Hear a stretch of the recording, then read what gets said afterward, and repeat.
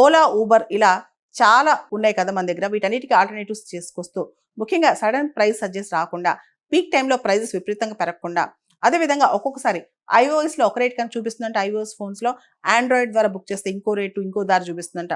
వీటన్నిటిని దాంతోపాటు ఆర్బిటరీగా సడన్గా రైడ్ క్యాన్సిల్ అవడం ఇవన్నీ జరగకుండా కొత్తగా ఈ భారత్ ట్యాక్స్ అనే కాన్సెప్ట్ తీసుకొచ్చారనమాట. ఈ భారత్ ట్యాక్స్ అనేది మినిస్ట్రీ ఆఫ్ కోఆపరేషన్ మరియు నేషనల్ ఈ గవర్నెన్స్ డివిజన్ కింద పనిచేస్తుందంట. మనందరూ తెలుసు భారతదేశం మినిస్ట్రీ ఆఫ్ కోఆపరేషన్ అని చెప్పి 4 ఏళ్ల క్రితం ప్రత్యేకమైన మినిస్ట్రీని స్థాపించింది. అంతేకాదు సహకార సమృద్ధి థీమ్తో ముందుకెళ్తున్నాం. నేషనల్ కోఆపరేటివ్ పాలసీ 2025 కూడా తీసుకొచ్చిందనమాట మన ప్రభుత్వం. ఎవరైతే ఈ భారత్ ట్యాక్సీలో భాగం అవ్వాలనుకుంటారో డ్రైవర్స్ అందరూ కూడా ఒక మెంబర్షిప్ ఫీజు కట్టాలి. ప్రతి రేటుకి డబ్బులు కట్టక్కర్లా, ఒకటేసారి మెంబర్షిప్ ఫీజు కట్టాలి. అది యాన్యువల్గా కట్టాలా, మంత్లీ కట్టాలా, అవి పక్కన పెడితే ఇంకా ఆ మోడాలిటీస్ బయట రాలేదు, కానీ ఒక మెంబర్షిప్ ఫీజు కట్టాలన్నమాట. దీనివల్ల ప్రతి రేటుకి డ్రైవర్ కమిషన్ ఇవ్వాల్సిన అవసరం లేదు.